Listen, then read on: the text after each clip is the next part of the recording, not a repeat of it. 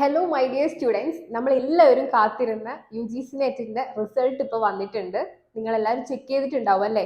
Check ചെയ്തിട്ടില്ലെങ്കിൽ താഴെ കാണിക്കുന്ന ആ ഒരു ലിങ്കിൽ നിങ്ങൾ കയറുക, എന്നിട്ട് നിങ്ങളുടെ റിസൾട്ട് ചെക്ക് ചെയ്യാം. ഓക്കെ, രജിസ്റ്റർ നമ്പറും ഡേറ്റ് ഓഫ് ബർത്തും മാത്രം കൊടുത്താൽ മതി. ഓക്കെ, അങ്ങനെ നിങ്ങൾക്ക് ചെക്ക് ചെയ്യാവുന്നതാണ്.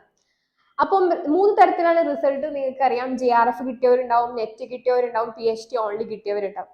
സോ ഈ 3 തരത്തിലുള്ള റിസൾട്ട് കിട്ടിയ എല്ലാവർക്കും ഞങ്ങളുടെ വക ഒരു കൺഗ്രാറ്റുലേഷൻസ്. ഓക്കെ, നിങ്ങൾ ഇത്രയും കാലം കഷ്ടപ്പെട്ടതിന്റെ റിസൾട്ട് എന്നുള്ള രീതിയിലാണ് മൂന്ന് റിസൾട്ട് നിങ്ങൾ വാങ്ങിയിട്ടുള്ളത്.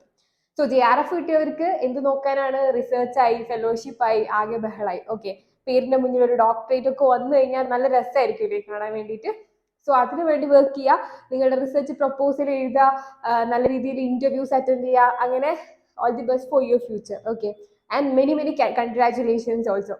പിന്നെ നെറ്റ് കിട്ടിയവര് അവർക്കും മെനി കൺഗ്രാറ്റുലേഷൻസ്. കാരണം അതും ഒട്ടും കുറവല്ല, നാഷണൽ എലിജിബിലിറ്റി ടെസ്റ്റ് ആണ്. ആയുഷ്കാലം മൊത്തം നിങ്ങൾക്ക് അസിസ്റ്റന്റ് പ്രൊഫസർഷിപ്പ് കിട്ടാനുള്ള ഒരു ചാൻസ് ആണ്. ഓക്കെ, പിന്നെ വരുന്നത് PhD ഓൺലി ആണ്. PhD ഓൺലി കിട്ടിയവർക്കും കൺഗ്രാറ്റുലേഷൻസ്. നിങ്ങളും ഒട്ടും മോശക്കാരല്ല, നിങ്ങൾ ഒട്ടും പിറകിലല്ല എന്നുള്ള രീതിയിലാണ് നിങ്ങളുടെ ആ ഒരു റിസൾട്ട് വരുന്നത്. 1 ഇയർ വാലിഡിറ്റി ഉണ്ട്. നിങ്ങൾക്ക് എവിടെ വേണമെങ്കിലും PhDക്ക് വേണ്ടിയിട്ട് ജോയിൻ ചെയ്യാവുന്നതാണ് by attending interviews. Okay, so congratulations. Check ചെയ്യാത്തവരെല്ലാം ചെക്ക് ചെയ്യുക. ആ ഒരു രീതിയിൽ തന്നെ എന്ത് ചെയ്യുക, മോട്ടിവേറ്റഡ് ആയിട്ടുള്ള ആൾക്കാർ ആ ഒരു രീതിയിൽ തന്നെ പോവുക. അല്ലാത്തവർക്ക് പഠിക്കാനൊരു സമയം കണ്ടുപിടിക്കേണ്ടതാണ്. അങ്ങനെയുള്ള ആൾക്കാരെ കുറിച്ച് നമുക്ക് സംസാരിക്കാം. ഓക്കെ, നിങ്ങളെ പറ്റി ആരും അഡ്രസ് ചെയ്യുന്നില്ല എന്നുള്ള ഒരു വിഷമം നിങ്ങൾക്ക് ഉണ്ടാവാൻ പാടില്ല. Because Edexi learning is with you. നമുക്കറിയാം, ഡിസംബറിൽ എക്സാം വരുന്നുണ്ട്. ഒരു ഡിസംബർ 20th ശേഷമൊക്കെ നമുക്ക് എക്സ്പെക്ട് ചെയ്യാം. ഓക്കെ, ഈ ഒരു എക്സാം നമുക്ക് എക്സ്പെക്ട് ചെയ്യാം. അത്രയും സമയം നമുക്ക് പഠിക്കാനുണ്ട്.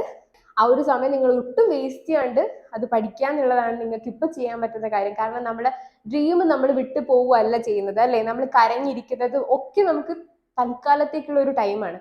അതിനുശേഷം നമ്മൾ ബൗൺസ് ബാക്ക് ചെയ്യും അല്ലേ? ബൗൺസ് ബാക്ക് ചെയ്തിട്ട് നമ്മൾ റീസ്റ്റാർട്ട് ചെയ്തിട്ട് പഠിക്കാൻ വേണ്ടി തുടങ്ങും. നമ്മുടെ ക്ലാസ് ഇപ്പം ജൂലൈ 21 സ്റ്റാർട്ട് ചെയ്ത് കഴിഞ്ഞിട്ടുണ്ട്. ഒട്ടും വൈകിക്കാണ്ട് തന്നെ അതിൽ ചേരുക. ഓക്കെ, പഠിക്കുക. നമുക്ക് ഒരുമിച്ച് തന്നെ ഇത് ക്രാക്ക് ചെയ്യാൻ വേണ്ടി പറ്റും. Okay, all the best.